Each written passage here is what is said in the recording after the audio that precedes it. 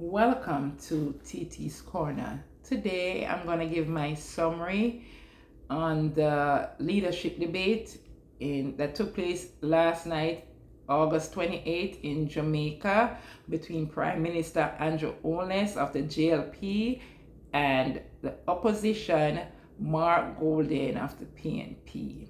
I have my little book as usual, so I will be looking and take, at my notes. The debate started with the first question from Dion Jackson Miller, and it stated that the members of the JLP administration have constantly attacked the Integrity Commission, and shouldn't the society be concerned about the administration undermining oversight bodies and media? I think it wasn't a good question because it has an accusatory tone to it, and I just didn't like the way Dion Jackson, said the question. But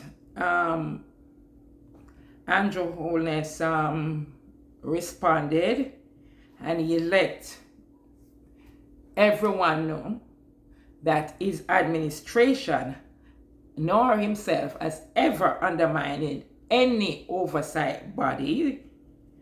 Instead, they acted to strengthen the IC by placing the political ombudsman under the office of the Electoral Commission to give it even more legs. And to even make it seem more dignified. And he looked so debonair and calm, and I really like that. Mark Golden, in his rebuttal, right out the gate, he was very disrespectful, calling him Andrew, and he started spewing about the 28 bank account, while knowing there is no 28 bank account. He knows there were 8 bank accounts, but he started that because he wanted to give his base some red meat. So he started with the foolery, and I'm like, okay, this is how it's gonna go. All right, so he continued to push on and and go on, while Prime Minister was just cool and calm. So for people who love the rah-rah, yes, they're gonna be like, yeah, go Mark. Fine. Anyway, the next question, they asked Mark Golden about the 3.5 threshold, and he talk in circles, and he talk a whole lot of nothing. Okay? A whole lot of nothing. Because he knew the 3.5 is not feasible, but let's carry on. So Prime Minister Andrew Holness rebuttal to the 3.5 question, he reminded the Jamaican people that the PNP was the one who disseminated the middle class, and the JLP is the one who introduced the increased non-taxed threshold that recreated and bring back the middle class, and the increased salary and $200 billion for public sector workers. And there's the current proposal by the PNP, the 3.5 is unworkable, because in the long run, they are going to be, for them to do the 3.5, They are going to be taxing people. And they are going to cut programs. And two of the main programs that will be cut is PATH and the pharmaceutical do the prescription for the elderly. So people need to be conscious of that and know what's going on. Okay? All right. And Mark Golden got his viral moment. He wanted a moment and he got his viral moment. He went in his pocket and he took out a piece of paper and stating that this is my birth certificate. He was born, and stating that he's a born Jamaican. And it was all good. Yes, the viral moment is all good. But I was happy with Mr. Holness' response because he brought him right back to reality and let him know that having a birth certificate doesn't show how much of a Jamaican you are. It's the choices you make for the country shows the people how much you love Jamaica. And then he claimed, Mark Golden claimed he got his British citizenship through his father. But last time I checked, his mother is a British citizen also. So why are you giving half-truth? Why are you so deceitful? Why don't you want to come and say both parents are British? Huh? Why are you doing that, Mr. Golden? Why? Huh? Why are you trying to trick the people? You know, because when you say you get it through your father, it make it seem like your mother is Jamaican and your father is British. No, sir. Both parents were British citizens. Okay. During the debate, Mark Golden continuously to hammer the 28 bank account, and he just continue to talk about that no matter what. And because he thought speaking about the 28 bank account was gonna, dig deep with Prime Minister Holness, but when he saw that he wasn't getting the reaction that he wanted, he went to ghetto and gutter politics by including Mrs Holness, and that's low. That is low. Because all this time he's talking about the 28 bank accounts and all these things and the Integrity Commission, Prime Minister Holness stood dignified. He stood dignified. But then he chose to throw Mrs. Holness in the mix. But you know what? I am happy that he did, because that's when Prime Minister Holness took off the gloves. He took off the gloves, and when he took off the gloves, he busted Mark Golden's bubble, because you could see Mark started to sweat and he lost steam after that, because Mr. Holness started to answer, and he let the Jamaican public know he did not have 28 bank accounts, and he told Golden to his face that he was a liar. And he told Golden that he got rich off poor people. So you know that is through Finsack.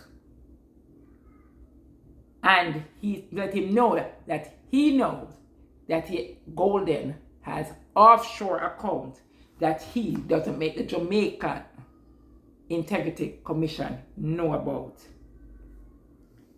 And Mr. Holness let him know, don't speak about his wife. So he defended his wife's honor. Mr. Golden was nasty and disgusting to throw Mrs. Holness in the mix, because she's not debating him. And you know that is not right. But Andrew Holness is not like me, because honestly, if it was me and you now throw my wife's name in the ring, I would have asked, I would stop and I would say to ask Mark the question and says, how old was your wife when you slept with her? Because it's alleged that she was underage. Yeah, I would go there. You want to play a game? You're gonna win. You're gonna win a nasty prize from me. You want to play a dirty game? You're gonna win a dirty prize. So I would have mentioned that about your wife's age. Yeah, I'll go there. Yes, I would. Because it's despicable to bring up his wife in the debate. That wasn't necessary. Yes. And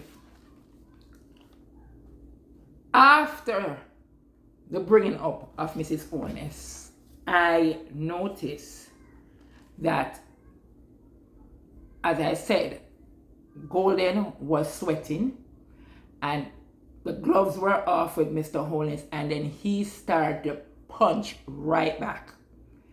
Yes, he was punching right back, and I know his jabs were taking effect, because at times Mark stutters or he pauses trying to think of stuff, because yes, he didn't expect it.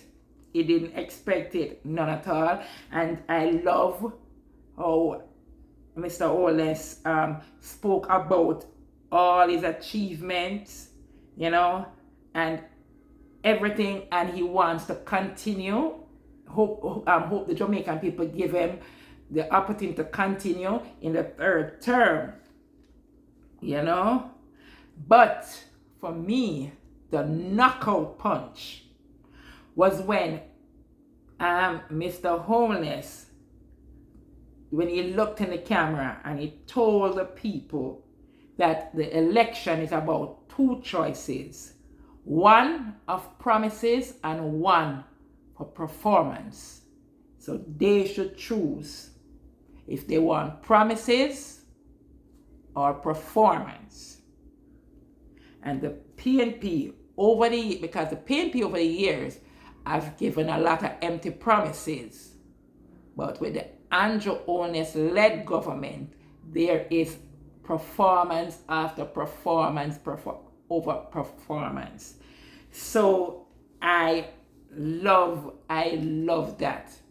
I love that, because yes, in the beginning he was punching at Andrew with and hammering away about the IC and the 28 bank accounts. But I'm telling you, when he brought up his wife, oh my goodness, that's when Andrew came out swinging, and he did not miss. He hit it out of the park. Yes, in the first half,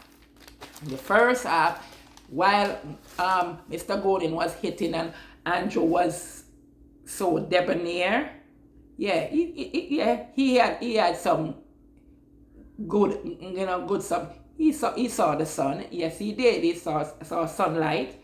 But when Mr. Holness took the gloves off, Mr. Golden was in the boxing ring against the ropes because Andrew was sucking it to him, and he deserved it. He deserved everything that Andrew Holness gave to him. Yes. So, with this being said, it was a hard fight. Yes, it was. This, I think, was the best debate of all three. Yes, this was a good debate. It was. I didn't know that it was going to be this good, but it was a good debate, and both of them came with their A game. Yes, but I wanted the PNP to have more substance, because all three debates, I noticed the JLP was looking refined. They came to talk about things of substance, but the PNP came with just this anger, and they cannot take away all the good things that the JLP is doing. They cannot counter it. So for that, they came like a wrecking ball to just throw dirty water at the JLP. But even while throwing all that dirty water, the JLP have all the good stuff to talk about, and the good stuff to tell the people about, and to let the people know we have made the right decision, we have made good decision for the betterment of the country. So please don't vote us out and go right back to zero. We are uplifting the country, so continue to bring the country on an upward trajectory. Continue to do that. Don't listen to empty promises. Don't. Just think about the future of your children and your grandchildren. Choose Jamaica, because the country is in good hands. And I am asking my fellow Jamaicans to choose Jamaica, because we have seen over the years, when the People's National Party is in power, we have seen the dismantling of our country in economy. We have seen teachers, police officers, security, all of these people on wage freeze. And I heard Mark Golden and the PNP, they keep saying that Andrew Holness gave a salary increase to his members and whatever.